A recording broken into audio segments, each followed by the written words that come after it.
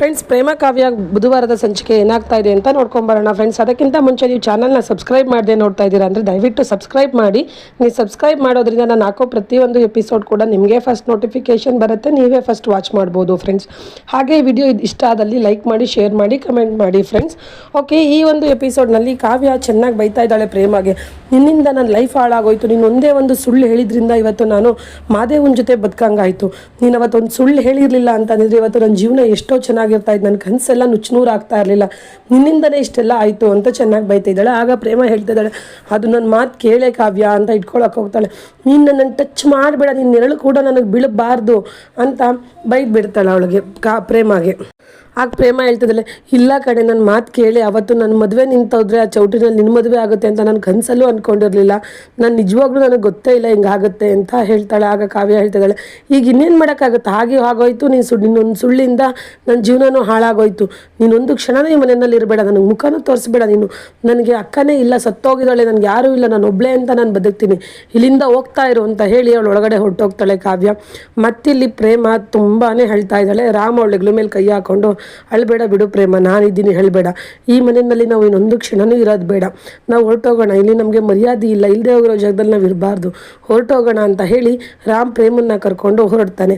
ಮತ್ತಿಲ್ಲಿ ಕಲ್ಯಾಣಿ ಮನೆ ಒಳಗಡೆ ಬಂದು ಅವಳು ಗಂಡನ ಫೋಟೋ ತೆಗೆದಿಟ್ಕೊಂಡು ಕೈನಲ್ಲಿ, ನೋಡಿದ್ರ ರೀ, ನೀವೇನೋ ನನ್ನನ್ನು ಬಿಟ್ಟು ಹೊಂಟೋಗ್ಬಿಟ್ರಿ, ಇವಾಗ ಈ ಮಕ್ಕಳು ನನ್ನ ಮಾತು, ಈ ಮನೆ ನೋಡೋದಕ್ಕೆ ನಾನು ಈ ಮನೆ ಯಜಮಾನಿ ಅಷ್ಟೇ, ಈ ನನ್ನ ಮಾತನ್ನ ಯಾರೂ ಕೇಳ್ತಾ ಇಲ್ಲ. ಇವತ್ತು ರಾಮು ಈ ಮನೆ ಬಿಟ್ಟು ಹೊಂಟೋದ, ಅವನು ಎಲ್ಲೋದ್ನೋ, ಹೇಗಿದ್ದಾನೋ, ಹೇಗೋ ನನ್ನ ಮಗ, ನನಗಂತೂ ಒಂದು ಗೊತ್ತಾಗ್ತಾ ಇಲ್ಲ ರೀ, ನೀವೇನೋ ನೆಮ್ಮದಿಯಾಗಿ ಸ್ವರ್ಗದಲ್ಲಿದ್ದೀರ, ನಾನೇನು ಮಾಡಲಿ ರೀ ಅಂತ ಫೋಟೋ ಇಟ್ಕೊಂಡು ತುಂಬಾ ಹೇಳ್ತಾ ಇದ್ದಾಳೆ. ಅದೇ ಸಮಯಕ್ಕೆ ಅಲ್ಲಿಗೆ ದಾಮಿನಿ ಬಂದ್ಬಿಟ್ಟು, ಅಲ್ಲ ಅಮ್ಮ, ನೀವು ಅಷ್ಟೊಂದು ಕಠೋರವಾಗಿ ಮಾತಾಡಿ ಆಚೆ ಕಡೆ ಇಲ್ಲಿ ಬಂದು ಅಳ್ತಾ ಕೂತಿದ್ದೀರಲ್ಲ, ಅವರಿಬ್ಬರು ಗಂಡ ಹೆಂಡತಿ ಎಲ್ಲ ಆಗಿರೋದನ್ನ ಮರ್ತಿ ಚೆನ್ನಾಗಿ ಜೀವನ ಮಾಡ್ತೀವಿ, ಬದುಕ್ತೀವಿ ಅಂತ ಹೇಳಿದ್ರು, ನೀವು ಕೊಟ್ಟಿದ್ದ ನ್ಯಾಯ ತಪ್ಪು ಅಮ್ಮ, ನೀವು ಯೋಚನೆ ಮಾಡಿ ತೀರ್ಮಾನ ಕೊಡಬೇಕಾಗಿದ್ದು, ನೀವು ಕೊಟ್ಟಿದ್ದ ನಿರ್ಧಾರ ಸರಿ ಇದ್ದಿದ್ರೆ ನೀವು ಹಿಂಗೆ ಅಳ್ತಾ ಇರಲಿಲ್ಲ ಅಮ್ಮ ಅಂತ ಹೇಳ್ತಾ ಇರ್ತಾಳೆ. ಆಗ ಇವಳು ಕೋಪ ಬಂದು ಕಲ್ಯಾಣಿ ಅವ್ರಿಗೆ, ಮುಚ್ಚು ದಾಮಿನಿ ಸಾಕು, ನಿನ್ಗೆ ಎಸ್ಸಲ್ಲಿ ಹೇಳಬೇಕು, ಇದು ನಮ್ಮನೆ ವಿಷಯಕ್ಕೆ ನೀನು ತಲೆ ಹಾಕಬೇಡ ಅಂತ ನಾನು ಹೇಳಿದ್ದೀನಿ, ಎಸ್ಸಲ್ಲಿ ಹೇಳಬೇಕು, ನಾನು ಒಬ್ಬಳೇ ಇರಬೇಕು, ಇಲ್ಲಿ ನನ್ನನ್ನು ಡಿಸ್ಟರ್ಬ್ ಮಾಡಬೇಡ, ಪ್ಲೀಸ್ ಹೊಂಟೋಗು ಇಲ್ಲಿಂದ ಅಂತ ಹೇಳ್ತಾಳೆ. ಸರಿ ಅಂದ್ಬಿಟ್ಟು ದಾಮಿನಿ ಓಡೋಣ ಅಂತ ಹೋಗ್ತಾಳೆ. ಫೋಟೋ ಕೆಳಗಡೆ ಬೀಳಿಸ್ಬಿಟ್ಟಿರ್ತಾಳೆ ಇವಳು ಕಲ್ಯಾಣಿ. ಅದನ್ನು ತಗೊಂಡು ನೋಡ್ತಾಳೆ ಯಾವುದಿದು ಫೋಟೋ ಅಂತ. ಅದನ್ನು ನೋಡಿ ದಾಮಿನಿ ಕೂಡ ಶಾಕ್ ಆಗಿ ತಲೆ ಸುತ್ತು ಅಲ್ಲೇ ಕುತ್ಕೊಂಡ್ಬಿಡ್ತಾಳೆ. ಆವಾಗ ಕಲ್ಯಾಣಿ, ದಾಮಿನಿ ಏನಾಯ್ತಮ್ಮ, ಯಾಕಮ್ಮ ಸುಸ್ತಾಗ್ತಿದೆಯಾ, ಏನಾಗ್ತಿದೆ ಅಂತ ಕೇಳ್ತಾರೆ. ಆಗ ದಾಮಿನಿ ಅವರು, ಏನಿಲ್ಲ ಬಿಡಿ ಅಮ್ಮ, ಯಾಕೋ ಸ್ವಲ್ಪ ತಲೆ ಸುತ್ತದಂಗಾಯಿತು, ಏನಿಲ್ಲ ಬಿಡಿ ಅಂತ ಹೇಳಿ ಆ ಫೋಟೋನ ಅಲ್ಲೇ ಹಿಗ್ಬಿಟ್ಟು ಹೊರಡ್ತಾಳೆ ಆಚೆ.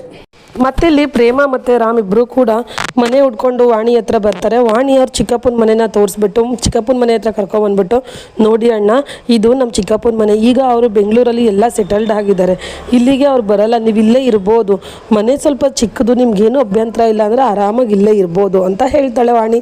ಅದಕ್ಕೆ ರಾಮ್ ಹೇಳ್ತಾ ಇದ್ದಾನೆ, ನಮಗೇನು ಅಭ್ಯಂತರ ಇಲ್ಲ ವಾಣಿ, ಆದರೆ ಒಂದು ಕಂಡೀಷನು, ನೀನು ಈ ಮನೆಗೆ ಬಾಡಿಗೆ ತೊಗೊತೀನಿ ಅಂದರೆ ಮಾತ್ರ ನಾನು ಇಲ್ಲಿರ್ತೀನಿ, ಇಲ್ಲ ಅಂದರೆ ನಾನು ಇರಲ್ಲ, ಇಲ್ಲ ಅಂದರೆ ನನ್ನ ಸ್ವಾಭಿಮಾನಕ್ಕೆ ಅದು ಧಕ್ಕೆ ಆಗಿಬಿಡುತ್ತೆ ಅಂತ ಹೇಳ್ತಾನೆ. ಆವಾಗ ವಾಣಿ ಇದ್ದಳು, ಏನಣ್ಣ ನೀನು ಈ ಸಂಕಷ್ಟದಲ್ಲಿ ಬಾಡಿಗೆ ಅಂತೆಲ್ಲ ಅಂತ ಇದೆಯಾ, ನೀನು ಸುಮ್ಮನೆ ಇರೋಣ ಅಂತ ಹೇಳ್ತಾಳೆ. ಆಗ ರಾಮಿದ್ದನು, ಇಲ್ಲ ವಾಣಿ, ನೀನು ತಗೊತೀನಿ ಅಂದರೆ ಮಾತ್ರ ನಾನು ಇಲ್ಲಿರೋದು ಅಂತ ಹೇಳ್ತಾನೆ. ಆಗ ಸರಿ ಅಣ್ಣ, ನಿಮ್ಗೆ ಹೆಂಗೆ ಅನ್ಸುತ್ತೆ ಹಂಗೆ ಮಾಡಿ ಅಂತ ಅವಳು ಕೂಡ ಹೇಳ್ತಾಳೆ.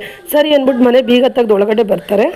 ಒಳಗಡೆ ಬಂದುಬಿಟ್ಟು ಪ್ರೇಮ ಪಾಪ ಫೀಲ್ ಮಾಡಿಕೊಂಡು, ರಾಮ್ ನೀನು ದೊಡ್ಡ ಅರಮನೇಲಿ ಇರಬೇಕಾಗಿತ್ತು, ನನ್ನನ್ನು ಕ್ಷಮಿಸ್ಬಿಡು ರಾಮ್, ನನ್ನಿಂದಾಗಿ ನೀನು ಇವಾಗ ಈ ಮನೆಯಲ್ಲಿ ಬಂದಿರೋ ಥರ ಆಯಿತು, ನನ್ನನ್ನು ಕ್ಷಮಿಸ್ಬಿಡು ರಾಮ್ ಅಂತ ಹೇಳ್ತಾಳೆ. ಆವಾಗ ರಾಮ್ ಇದ್ದವನು, ಅದನ್ನೆಲ್ಲ ನೀನು ಬೇಜಾರು ಮಾಡ್ಕೊಬೇಡ ಪ್ರೇಮ, ಜೀವನ ಆದಮೇಲೆ ಕಷ್ಟ ಸುಖ ನೋವು ನಲಿವು ಎಲ್ಲ ಬರುತ್ತೆ, ಅದನ್ನು ಜಯಿಸ್ಕೊಂಡು ಹೋದ್ರೇ ಮನುಷ್ಯರು ಅಂತ ಅನ್ಸ್ಕೊಳ್ಳೋದು. ಒಂದು ತಿಳ್ಕೊ, ನಮ್ಮ ದೊಡ್ಡಮ್ಮ ನಮ್ಮನ್ನು ಅವರೇ ಬಂದು ಬನ್ನಿ ನಮ್ಮ ಮನೆಗೆ ಅಂತ ಕರಿಬೇಕು, ನಾವಿಬ್ಬರು ಆ ಥರ ಬದುಕಿ ತೋರ್ಸೋಣ ಪ್ರೇಮ ಅಂತ ಹೇಳಿ ಅವ್ಳು ಕೆನ್ನೆ ಸಾವ್ತಾಳೆ. ಪ್ರೇಮಗೆ ಪಾಪ ಆನಂದ ಭಸ್ಮ ಹಾಗೆ ಬರ್ತಾನೇ ಇರುತ್ತೆ.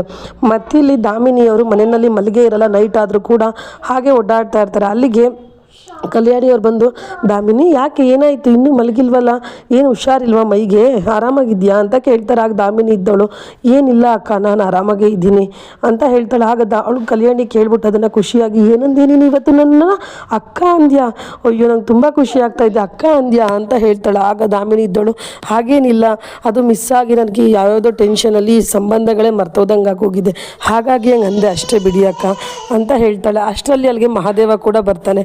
ಅಮ್ಮ ನೀವು ಇಲ್ಲಿದ್ದೀರಾ, ನಾನು ಹುಡ್ಕೊಂಡು ಬರ್ತಾ ಇದ್ದೀನಿ ಕಲ್ಯಾಣಿ ಅಮ್ಮ, ಬನ್ನಿ ಊಟ ಮಾಡೋಣ, ಹೊಟ್ಟೆ ಹಸಿತಾ ಇದೆ ಅಂತ ಕರೀತಾನಾಗ ಕಲ್ಯಾಣಿ ಅವರು ಅವನ ಜೊತೆ ಮಾತಾಡ್ತಾನೆ. ದಾಮಿನಿ ನನಗೆ ಹಶ್ವಿಲ್ಲ, ನಾನು ಬರ್ತೀನಿ ಅಂತ ಹೇಳಿ ಅಲ್ಲಿಂದ ಹೊರಟೋಗ್ತಾಳೆ.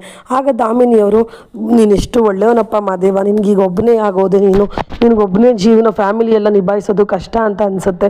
ನೀನು ಹೆಂಗೆ ನಿನ್ನಾಗೆ ಒಳ್ಳೆ ಸಂಸ್ಕೃತಿ ಕಲ್ತಿದ್ಯಪ್ಪ, ತುಂಬ ಒಳ್ಳೆ ಹುಡುಗ ನೀನು. ನನಗೂ ಒಬ್ಬ ಮಗ ಇದ್ದಿದ್ರೆ ನಿನಗಿಂತ ಒಂಚೂರು ಚಿಕ್ಕವನಿರ್ತಾ ಇದ್ನೇನೋ ಅಷ್ಟೇ. ತುಂಬ ಒಳ್ಳೆ ಮಗ ಕಣಪ್ಪ ನೀನು ಅಂತ ಫೀಲ್ ಮಾಡ್ಕೊತಾರೆ. ಆಗ ಅವನಿದ್ದವನು ಹೇಳ್ತಾ ಇದ್ದಾನೆ, ಇಲ್ಲ ಅಮ್ಮ, ಅಂದರೆ ನೀವು ಕೂಡ ನನ್ನನ್ನೇ ಮಗ ಅಂತ ಅನ್ಕೊಬೋದಲ್ವಾ ಅಂತ ಹೇಳ್ತಾನೆ. ಆಗ ಸರಿನಪ್ಪ ಅಂತ ಹೇಳಿ ಅವನ ಕೆನ್ನೆಗೆ ದೃಷ್ಟಿ ತಕ್ಕೊತಾರೆ. ಮತ್ತಿನ್ನೊಂದು ಕಡೆ ಪ್ರೇಮ ಅಡುಗೆ ಮಾಡ್ತಾ ಇರ್ತಾಳೆ, ರಾಮ್ ಮನೆ ಕ್ಲೀನ್ ಮಾಡ್ತಾ ಇರ್ತಾನೆ. ಹೊಸ ಮನೆಯಲ್ಲಿ ಅಡುಗೆ ಮಾಡಬೇಕಾದ್ರೆ ಒಲೆಯಲ್ಲಿ ಅಡುಗೆ ಮಾಡ್ತಾ ಇರ್ತಾಳೆ ಪ್ರೇಮ. ಮನೆ ತುಂಬ ಹೊಗೆ ತುಂಬಿಸ್ಬಿಟ್ಟಿರ್ತಾಳೆ. ಅದನ್ನು ನೋಡಿ ರಾಮ್, ಏನು ಪ್ರೇಮ ಇದು ಅಡುಗೆ ಮಾಡ್ತಾ ಇದೆಯೋ, ಮನೆ ತುಂಬ ಫುಲ್ಲು ಹೊಗೆ ತುಂಬಿಸ್ಕೊಂಡು ಏನಿದು ಅಂತ ಹೇಳ್ತಾನೆ. ಆಗ ಪ್ರೇಮ ಇದ್ದಳು, ಅಯ್ಯೋ ರಾಮ್, ನಿನಗಿದೆಲ್ಲ ಅಭ್ಯಾಸ ಇಲ್ವಲ್ಲ, ಅದಕ್ಕೆ ಹಂಗೆ ಅನ್ನಿಸ್ತಾ ಇದೆ. ನೀನು ಆಚೆ ಹೋಗಿರು ರಾಮ್, ನಾನು ಅಡುಗೆ ಮಾಡಿಬಿಟ್ಟು ನಿನ್ನ ಕರಿತೀನಿ, ಆಚೆ ಹೋಗಿ ನಿನ್ನ ಕೈಲಿ ಇದನ್ನೆಲ್ಲ ತಡ್ಕೊಳಕ್ಕಾಗಲ್ಲ ಅಂತ ಹೇಳ್ತಾಳೆ.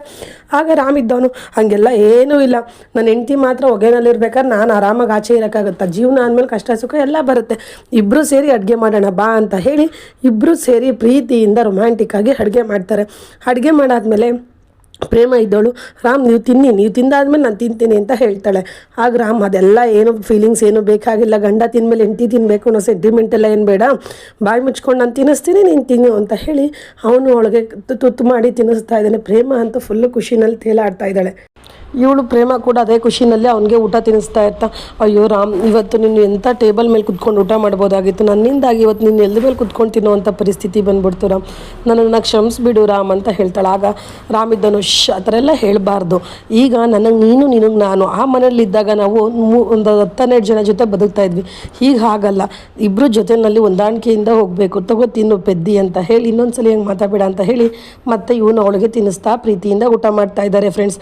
ಮತ್ತು ಇಲ್ಲಿ ದಾಮಿನಿ ಮನೆ ಬಿಟ್ಟು ರಾತ್ರಿ ಆಚೆ ಹೋಗ್ತಾ ಇರ್ತಾಳೆ. ಆಗ ಕಲ್ಯಾಣಿ ಬಂದು, ಇಷ್ಟೊತ್ತಲ್ಲಿ ಎಲ್ಲಿ ಹೋಗ್ತಾ ಇದೆಯಾ ದಾಮಿನಿ, ನಿಂತ್ಕೊ, ನೀನು ಹೋಗಬೇಡ ಅಂತ ಹೇಳ್ತಾಳೆ. ಆಗ ದಾಮಿನಿ, ಪ್ಲೀಸ್ ಅಕ್ಕ, ನನ್ನನ್ನು ತಡೆಬೇಡಿ, ನಾನು ಇಲ್ಲಿಂದ ಹೊರಡ್ತೀನಿ ಅಂತ ಹೇಳಿ ಹೋಗ್ತಾಳೆ. ಅಷ್ಟರಲ್ಲಿ ಅವಳು ಬ್ಯಾಗ್ನ ಕಿತ್ಕೊಳ್ಳೋಕೆ ಕಲ್ಯಾಣಿ ಹೋಗ್ತಾಳೆ. ಅವಳು ಬ್ಯಾಗಲ್ಲಿರುವಂಥ ಫೋಟೋ ಕೆಳಗಡೆ ಬಿದ್ದೋಗ್ಬಿಡುತ್ತೆ. ಆ ಫೋಟೋ ಯಾರ್ದು ಅಂತ ಅಂದರೆ ಕಲ್ಯಾಣಿ ಗಂಡಂದು ಫೋಟೋನೇ ಆಗಿರುತ್ತೆ.